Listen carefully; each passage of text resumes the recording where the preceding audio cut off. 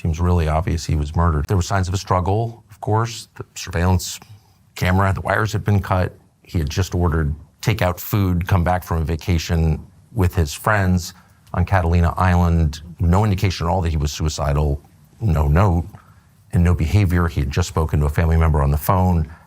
And then he's found dead with blood in multiple rooms. Seems really obvious he was murdered. I don't think a fair read of the evidence suggests suicide at all.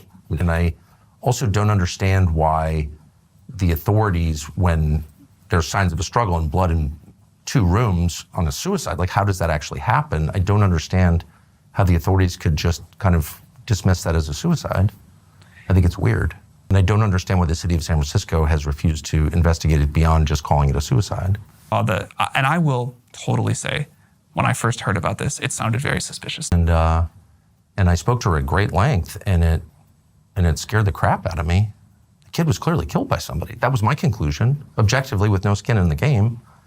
What I am saying is that the evidence does not suggest suicide, and for the authorities in your city to elide past that and ignore the evidence that any reasonable person would say adds up to a murder, I think is very weird, and it shakes the faith that one has in our system's ability to respond to the facts. Why would the security camera wires be cut? And how did he wind up bleeding in 2 rooms after shooting himself?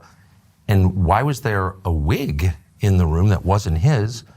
And has there ever been a suicide where there's no indication at all that the person was suicidal who just ordered takeout food? I mean, who orders DoorDash and then shoots himself? I've never heard of anything like that.